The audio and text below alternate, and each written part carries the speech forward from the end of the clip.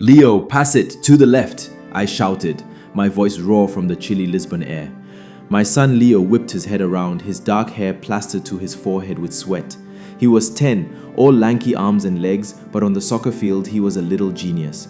He saw the opening I saw, faked right, and sent the ball flying to his teammate. Goal. I jumped up from the cold metal bleachers, pumping my fist in the air. That's my boy. His mom Sarah squeezed my arm, her smile as bright as the weak winter sun. He gets his fancy footwork from you, Michael. I laughed, wrapping an arm around her. He gets his brains from you. I just taught him how to kick a ball. That was our life. Simple, happy. We lived in a small apartment overlooking the terracotta roofs of the Alfama district. Every morning I'd wake up to the sound of the old yellow tram rattling past our window and the smell of Sarah brewing strong coffee. I worked as a graphic designer from home, which meant I never missed a school pickup or a soccer game. For 10 years, this little family was my entire world. Leo wasn't just my son, he was my best friend. We built sprawling Lego cities that took over the living room. We had movie marathons with too much popcorn, and every night I was the one who checked for monsters under his bed.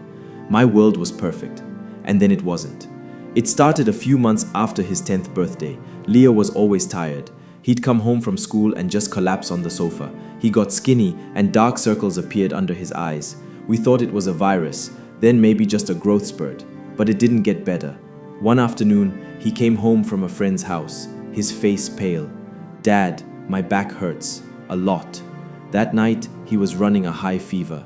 We took him to the emergency room. The hours that followed are a blur of bright lights, hushed doctors' voices, and the sterile smell of disinfectant. They ran tests, blood tests, urine tests, and ultrasound. The next morning, a kind-faced doctor with tired eyes sat us down in a small, windowless office. "Leo's kidneys," she started, and my heart stopped. "They aren't functioning properly. It's a rare genetic condition. It's serious." The words hit me like a physical blow.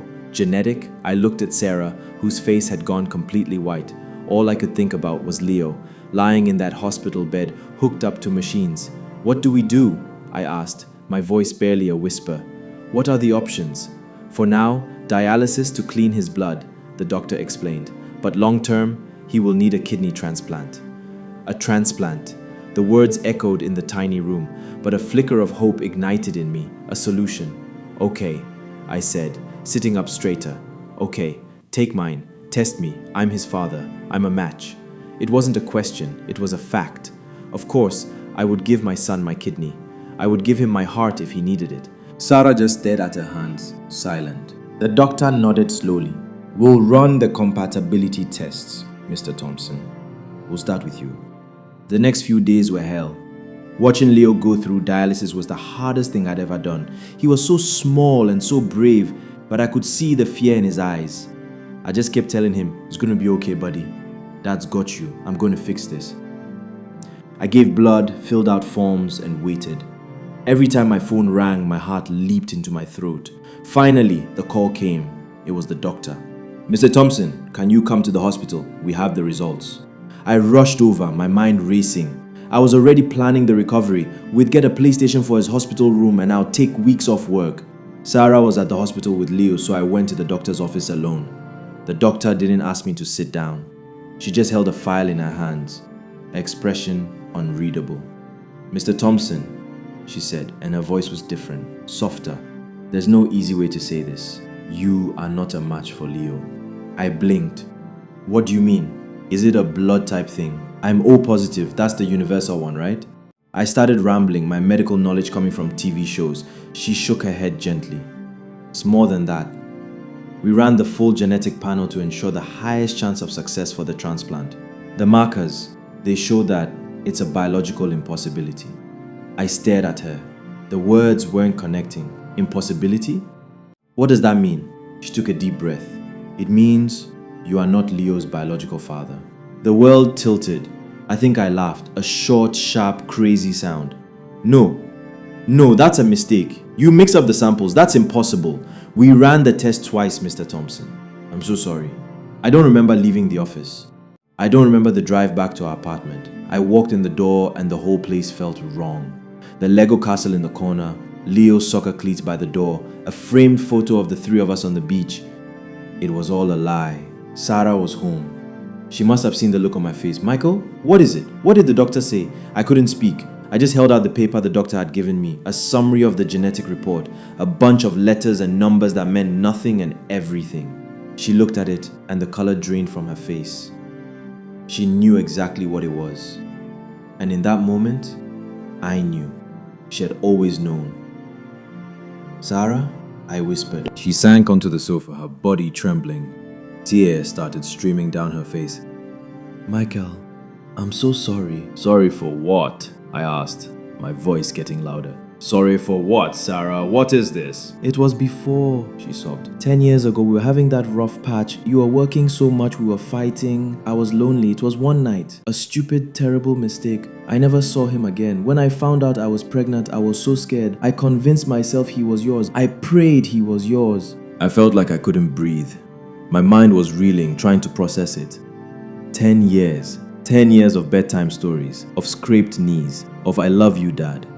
Every single memory was now tainted, rewritten in an instant. Who? I finally managed to choke out. It doesn't matter, she cried. He's your son, Michael. You raised him. Blood doesn't change that. Doesn't it? I yelled, the rage and pain finally exploding out of me. Doesn't it? Our son is dying, Sarah. He needs a kidney, and the one person who should be able to give it to him can't. So yes, I think it matters. Who is he? My perfect life was a ruin. I slept on the sofa that night. Every time I closed my eyes, I saw Leo's face, and then the doctors, telling me I was a stranger. The next day I went to the hospital and I looked at Leo, sleeping in his bed, and I felt nothing, just a huge, terrifying emptiness. The love was still there, buried under layers of betrayal and confusion, but it was muffled. I felt like a fraud. But then he opened his eyes and gave me a weak smile. Hey, Dad. And just like that, the anger didn't matter. The betrayal didn't matter. He was my son. He needed me, not as a donor, but as his dad. I knew what I had to do. It wasn't about revenge. It was about saving Leo's life. Sarah, through her tears, finally gave me a name. David. David Miller. He had been a colleague of hers at an old job before she met me. She thought he had moved back to the United States years ago. Finding him felt like an impossible task, but the internet is a strange and powerful place. I became a detective. I spent days and nights digging through old company websites, social media, public records. It was an obsession. Finally, I found him. He wasn't in the US. He lived 2 hours away, in the coastal city of Porto. He was married, with 2 little girls. His life looked happy, normal. I drove to Porto. I sat in my car across the street from his house for an hour, just watching this complete stranger who held my son's life in his hands. What was I even going to say? Hi, remember that woman from 10 years ago? Well, you have a son and he's sick and I need you to give him a piece of your body. It was insane. But for Leo, I could do insane. I walked up to his door and rang the bell. A woman opened it, his wife. Can I help you? I need to speak to David Miller. It's an emergency. David came to the door. He was just a normal looking guy. He looked at me with confusion. Do I know you? No, I said, my heart pounding. My name is Michael Thompson. Can we please talk? It's about your son. The story tumbled out of me right there on his doorstep, the hospital, the kidney failure, the genetic test. His wife stood beside him, her hand flying to her mouth. David's face went from confusion to shock to disbelief. To his credit, he didn't slam the door in my face. He listened, he asked questions. He looked at the photo of Leo I showed him and I saw something flicker in his eyes, a recognition. Leo had his eyes. That night, David told his wife everything. The next day, he drove to Lisbon. He met Leo. It was the most awkward, heart-wrenching moment I have ever witnessed. Leo was confused about who this man was. We just told him he was a family friend who was there to help. David got tested. He was a perfect match. The relief that washed over me was so immense I thought I would collapse. Leo was going to be okay. The surgery was a success. David gave his son a kidney and in doing so he gave him his life back. Afterward, everything was different. My marriage to Sarah was broken. The trust was gone. We tried for Leo's sake, but we couldn't go back. We separated. We co-parent Leo and we are civil, but the warmth is gone. David is part of our lives now. It's strange, but it works. He and his family visit. His daughters are Leo's half-sisters.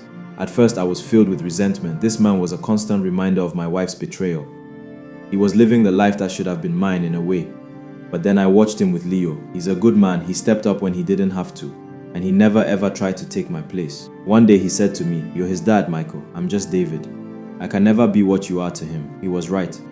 It took me a long time to understand that. In the beginning, I questioned everything. If Leo wasn't my blood, who was I to him? What was this love I felt? Was it real? But as Leo recovered, as he started playing soccer again, as we fell back into our old routines of Lego and movie nights, I found my answer. The love was real because we made it real. It wasn't built on shared DNA. It was built on 10 years of shared life. It was built on waking up every day and choosing to be his father. It was in every piggyback ride, every bedtime story, every fever I cooled, and every tear I wiped away. Blood makes you a father, but it doesn't make you a dad. I raised a child for 10 years, and then I found out he wasn't mine. But what I really found out was that he was more my son than ever, because now our bond isn't an accident of biology, it's a choice. And I choose him every single day.